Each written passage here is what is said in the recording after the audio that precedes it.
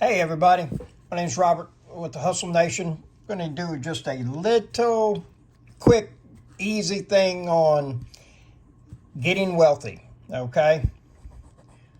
You got money, all right? You got to have some to be able to start to invest it. Get it to where it's making you some money, okay? This right here, it's a bad drawing of a tornado, but it's what we call the money tornado, okay?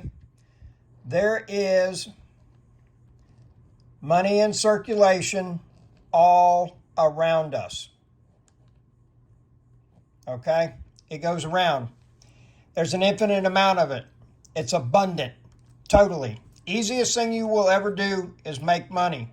Hardest thing you're ever going to do is take that money, hold on to it, and then make it work for you. Okay? This is what happens. You got a house, living expense, you got to live. Got a car payment, got transportation. Maybe you purchased a car with cash and you don't have a car payment. Great. All right, then we got utilities. All right. You got a cell phone, generally speaking, most people do. So we'll just say like average house payment $1,500, average car payment's going to be $500. We'll say utilities are $5, cell phones $100. So that's, what do we got right there? $2,600? Yes. So that is $2,600 a month post-tax. So that means that approximately you got to be getting paid about $3,400 a month to be able to have $2,600 to play with. Now, what's the problem is that at $2,600, there's virtually nothing left over, okay? There is no rainy day fund. In case something happens, need a new set of tires on the car, AC compressor goes out. What about the AC at the house? Ooh, that's a good one. Oh, God forbid you have to go and spend like $15,000 on a new roof. That would really suck. Absolutely. So we've got this cycle that's going, okay? And most of us are going to have a W-2. That means we work for somebody else, okay? There's nothing wrong with that. It's a lot easier to get financing on investment property if you have a W-2, okay? Notice that I did not put credit card debt. Stay away from that. If you got it, get it paid off first, okay? Get out of that. So here we have this money tornado, and it's going around, okay? Well, guess what? If we don't figure out how to get some more out of this, okay, we don't have any money to invest. And the thing about it is that if you notice, this is bare bones, and we didn't even talk about groceries, all right? You know, that might be another $500 a month, okay? And so the thing is that you've got all of this money in circulation, and now what we want to do is we want to get some of it. And we're going to start making investments. And investments are something that puts money in your pocket. People will say, well, I'm going to buy my own home, okay? Your personal house, unless you rent out a room or rent space for a business, generally speaking, it's not an asset because it doesn't put any money in your pocket. That's bad. It costs you money. Bad, bad, bad. All right? So now we're going to get some of this money out of here, and we're going to start doing something with it. Maybe we buy some rental property. You figure you save up about 20%, go buy you a house. Here in my hometown, 3-bedroom, 1-bath, you can buy for about $70,000 and take it and rent it out for $1,200 to $1,500 a month. That's a phenomenal return on it, okay? Other thing you can do besides stocks, rental, buy a business. Maybe your thing is you want to get a McDonald's or a Subway, substation, or Dunkin' Donuts or Baskin Robbins or, Tasty Freeze or something of that nature, but you actually want to buy a business, okay? And it doesn't have to be a national chain. It could be a mom and pop shop that's, open for sale, all right? And the quickest way to get some of this money to make an excess okay, to be able to start making these investments is what we call a side hustle. Extremely important. This is the part that sucks about getting rich for basically the first 5 years. Oh, that's 4.8 right there because we're missing some fingertips. We're going to put this hand out there. That's 5, okay? For about the first 5 years, getting rich will suck. And what I mean by that is that it's going to be slim pickings. There's not going to be a whole lot of abundance going on. And everything you're going to be getting, you're going to be putting into one of these investments. The reason for that is because time. We want that compound interest working. So if we invest 500, and we'll just say we got 6% on that, so then we got $30. Now we have $530 working for us, okay? That's if we never touched it again. But if we start making regular contributions to whatever it is that we're purchasing or buying, like if it's a business or if it's a stock over here, then this exponentially will start to go up, all right? The thing about it is, and like an example, the other day I put something on my Facebook page and this lady made a comment about, there's not a whole lot available for a teacher to be able to do to increase their income. One, think real long and hard. If you are going to go to school and get student loans and plan on paying them back, make sure you're going into a field that pays good money, all right? Teachers are one of the most important people that a kid will ever come in contact with, and unfortunately, why it makes sense that they're one of the lowest paid, I don't know, okay? I didn't make the rules, but I got to play by them, okay? I'll give you an example of a fantastic education to get that pays real well. Go to school to become a plumber. Go to school to become a welder. They pay real good. Start taking classes, listening to tapes, reading books on sales. That's probably the number one skill that if anybody was to say, what's one thing you would say to do to help change my life? I would tell them, study how to sell. Doesn't matter what it is, but a salesman is the only profession that is never without a job, okay? Might not make any money that day. However, you will always have a job. You can pick up a rock off the ground and try to sell it to somebody and you're in business, okay? Here's the thing about it is that this is not fun. This will usually happen after you get home from work Monday through Friday. You might start working some Saturdays. You might start working some Sundays. It's not fun, okay? This is the reason the vast majority of people do not become wealthy is because of this right here. And there's a word.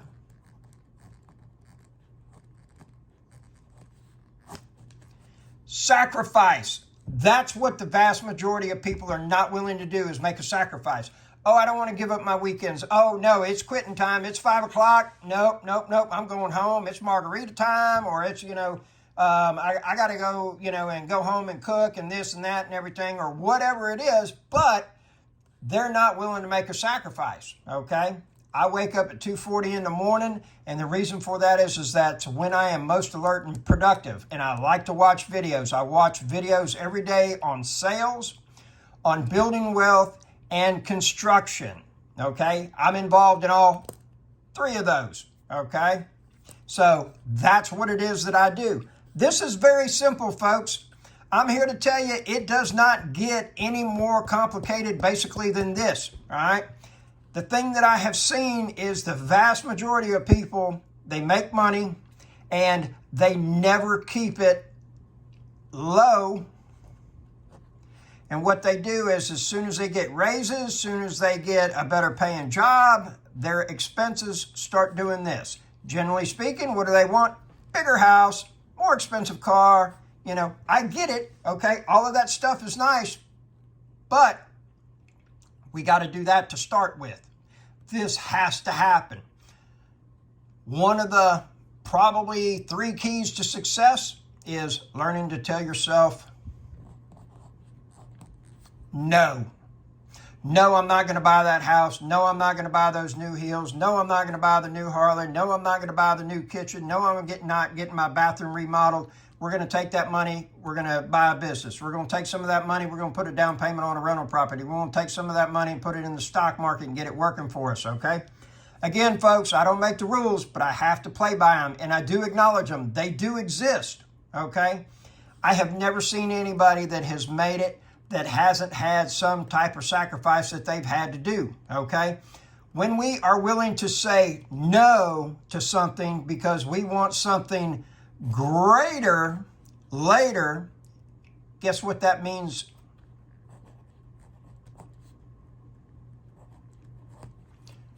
We value it.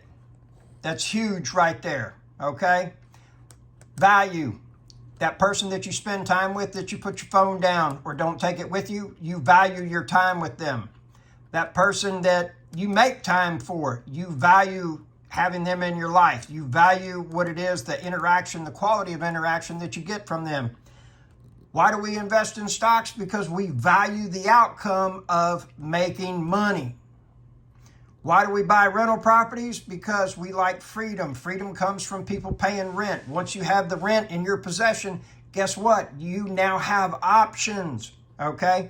If you have $5, you don't get to eat. If you have $10, you get a Happy Meal. If you got $100, you can get a Happy Meal and anything in between up until a really good steak. Guess what? You just got more money and now you have more options, okay? It is that simple, okay? None of this stuff is rocket science. None of this stuff is Albert Einstein type of quality or anything of that nature, okay? You have to get expenses going down. And I'm not telling you to cut it all the way and everything, because you can only cut so much to where your life is not worth living. It's no fun, okay? I like creamers in my coffee, the frou-frou stuff, and so I'm not telling you to just drop the $7 latte or whatever it is, okay? But what I am telling you to do is you need to get a side hustle. Why? Because we need to increase the money, okay? We got to have more money coming in so that we can either put it into stocks, rentals, or buy a business. One thing about rental property, it goes up with inflation. It is absolutely phenomenal. Guess what? When you get a fixed rate mortgage, what does it do? It stays the same as my rent goes up. So now I actually start making more money as time goes on. Then what happens to the value of that property? It goes up. It appreciates. All good things right there. That's a big thumbs up right there. So all this chicken scratching right here and everything, this is Redneck's Robert Guide to Building Wealth. Basically, more than likely, you're going to have a W-2 that you're going to start working, okay? And then you're going to start to figure out that there's all kinds of distractions in life, all right? New cars, a pool, hot tub, green egg grill, all of those kind of stuff, all right? And so now we all of a sudden, we've opened ourselves up to the money tornado in life, okay? Got this money circulating around, all right? And unfortunately, we don't kick anything off to stocks, to rentals, to buy a business or anything, and then all of a sudden, boom, we're caught, Right now, the average nursing home is right between $7,000 to $8,000 a month. Now, that's $84,000 a year. How do you plan on paying $84,000 a year to be able to live in a decent place? These are things that you need to think about. How do you plan on taking care of your parents if they end up in a nursing home? Something to think about. Again, get your side hustle. Start generating some of the money. Now your money goes up, and then you can start kicking some off to these rentals, to buy a business and everything like that. You will have to sacrifice. That's what sucks. Generally speaking, my experience and everybody else that I've talked with, you don't see any type of gains for 5 years. I know it sounds crazy, okay? And even if you're starting out with only $50 a month being put into an account, put it, do it, quit bitching, put it in there. You need to learn how to start doing regular intervals with deposits into investments. Not a savings account, no. Investing money. If you leave it in a savings account, you're going to have a lot less over the course of time. All right? So let's go ahead and make this happen. Have yourself a wonderful day. And just remember, God favors rednecks and idiots, so I get double coverage.